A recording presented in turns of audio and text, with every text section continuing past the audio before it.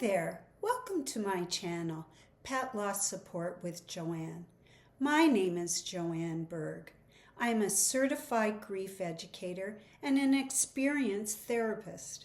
As the holidays came to an end, I wanted to share something that did come up again and again when I did a very informal check-in with clients, simply asking, what helped you get through the holidays, even a little?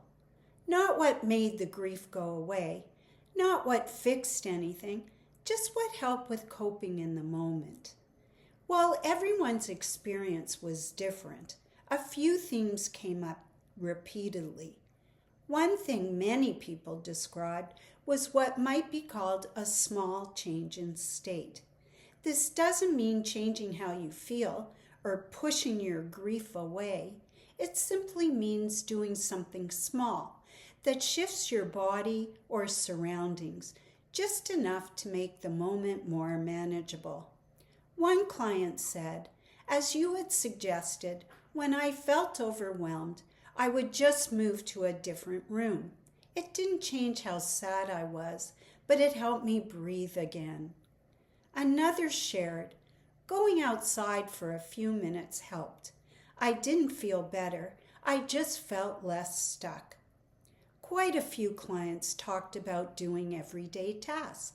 So one example was, folding laundry or tidying one small space gave me something solid to focus on when my thoughts felt too heavy. Others described changing the pace. One client said, you helped me to give myself permission to leave gatherings early. Knowing I couldn't leave made it easier to even show up. Another shared, I skipped some events entirely. As you taught me, that wasn't avoidance. It was listening to what I could handle. What really stood out to me was this. People weren't trying to feel better. They were trying to feel a little less overwhelmed, and that's important. Now I want to pause here and say, grief doesn't need new information as much as it needs permission, repetition, and compassion. And grief isn't one size fits all, and your needs are as unique as you are. Take what feels helpful and leave the rest.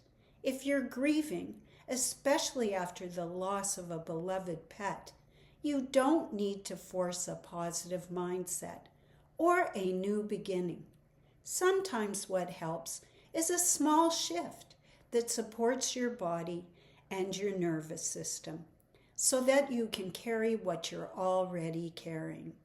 If this resonates with you, I would welcome the opportunity to hear about your specific experience.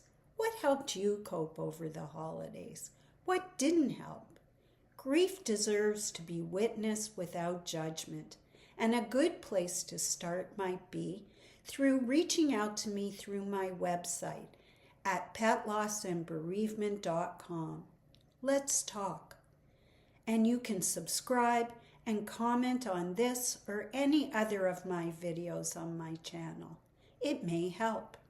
As I've listened in more detail in previous videos, grief is deeply personal.